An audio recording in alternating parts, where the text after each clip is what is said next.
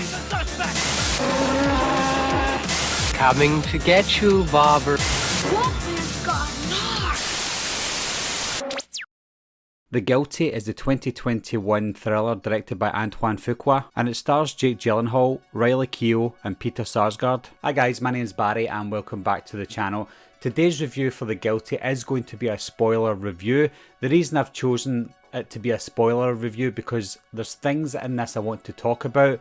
The subject matter is really important in this one, so I can't talk about it without telling you about spoilers. A demoted police officer assigned to a call dispatch desk is conflicted when he receives an emergency phone call from a kidnapped woman. First off, this is a remake of a Danish movie from 2018 with the same name, The Guilty.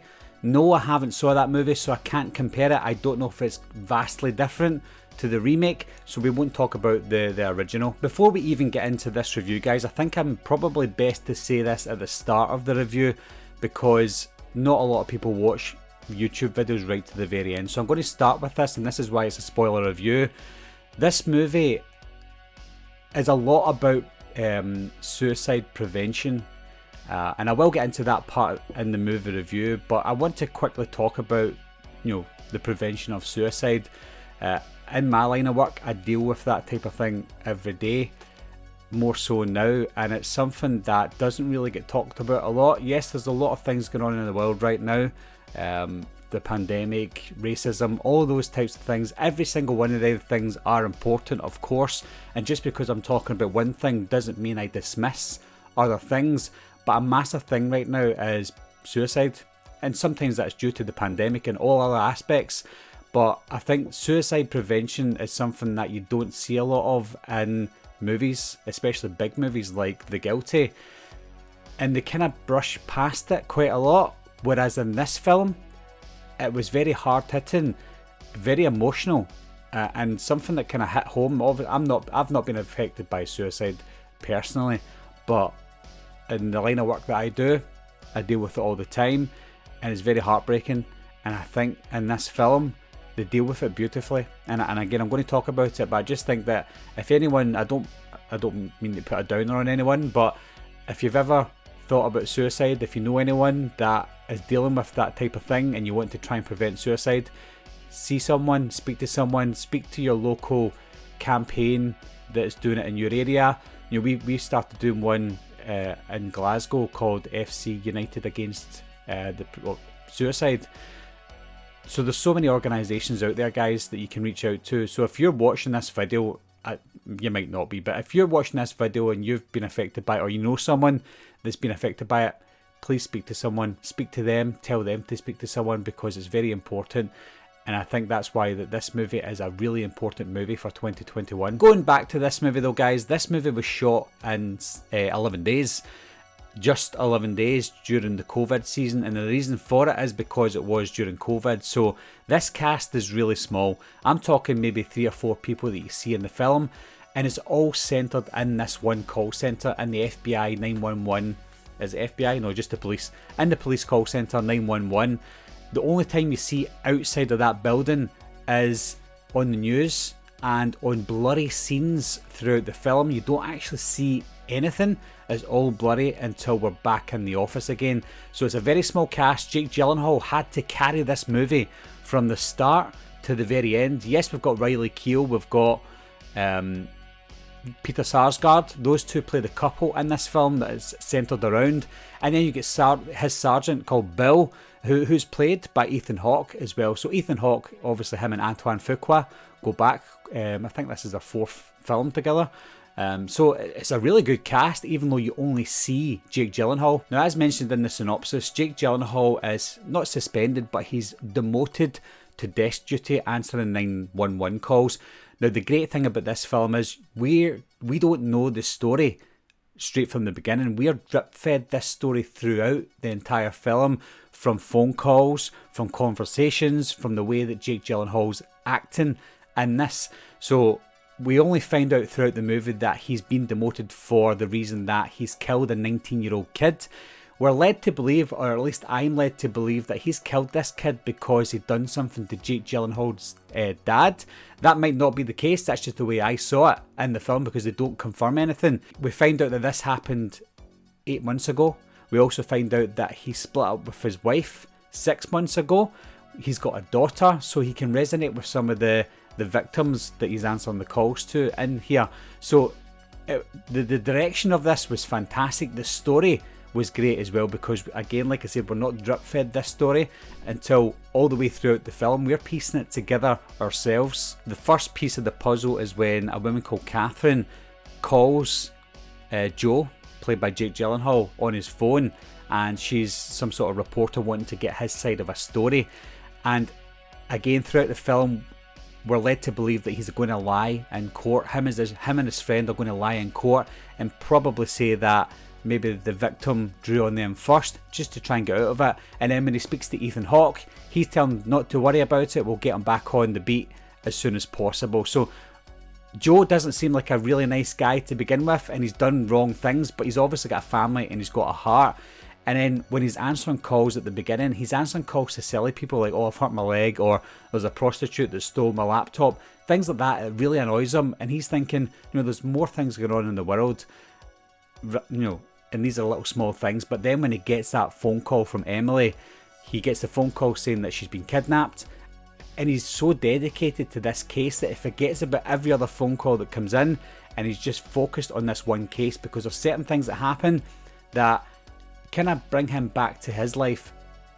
Emily's got 2 kids, Oliver, and Christ, I can't remember the little girl's name. It'll come back to me. So she's got 2 kids, and a little girl, she's only 6.5 years old. She's the one that answers the phone call to Jake Gyllenhaal when he calls Emily's house, and then she's saying that her little brother's sleeping.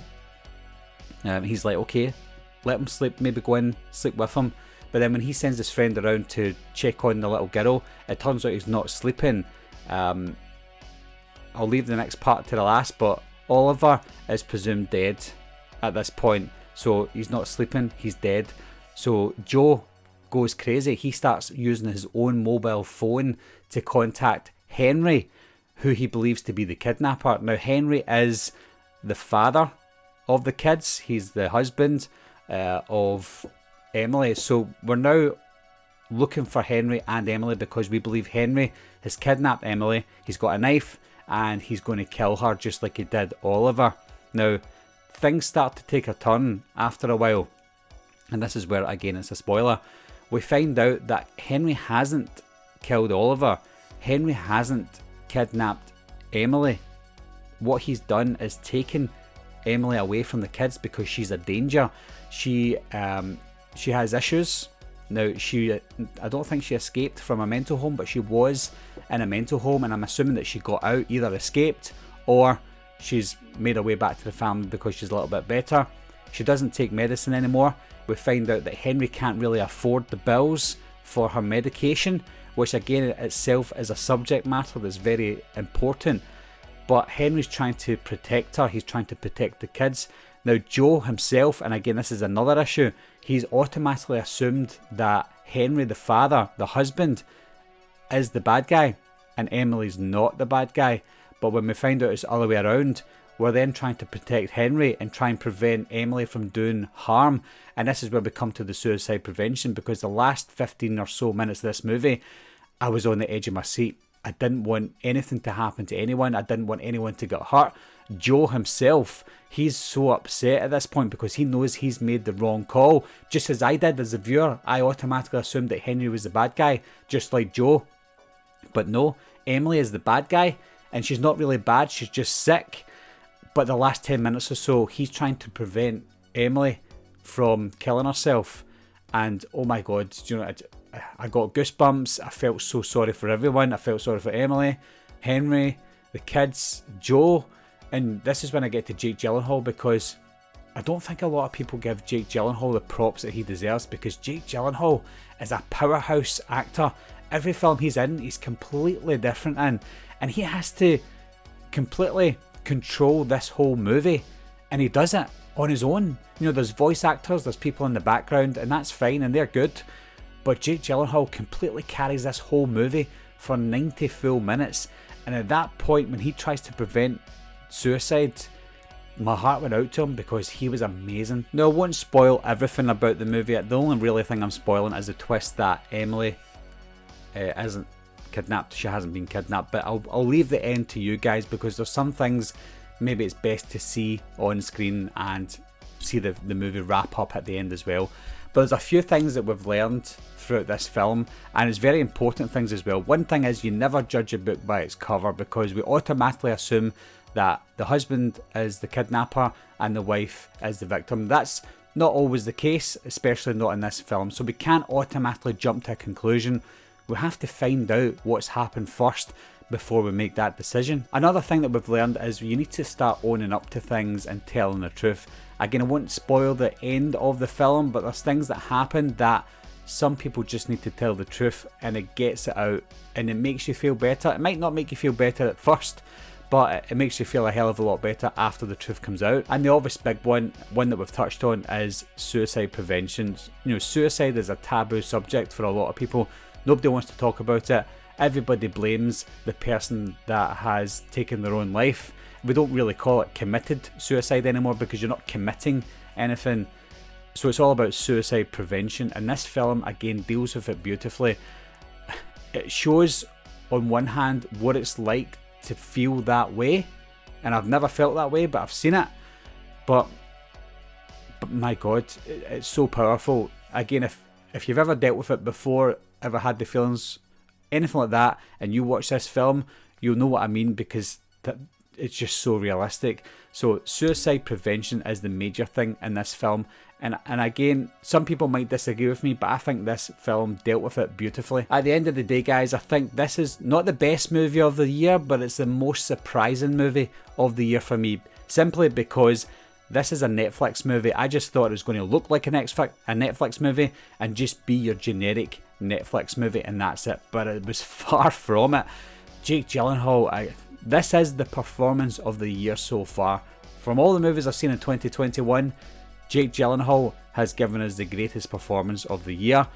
This is one of the best, not the best, but it is one of the best movies so far this year. I've seen a lot of comments on IMDb. It's not getting a great score. Maybe it's because it's a remake, I don't know, but I don't know what the problem is with some people, but this is one of the best films of the year. So what do you guys think of this movie? As always, leave your comments down below. Let me know what you think of it. And again, if you get any issues surrounding mental health, suicide prevention, anything like that, I urge anyone just to speak to someone. And as always, guys, thanks a lot for watching. Thanks for subscribing. I'll see you soon. Bye-bye.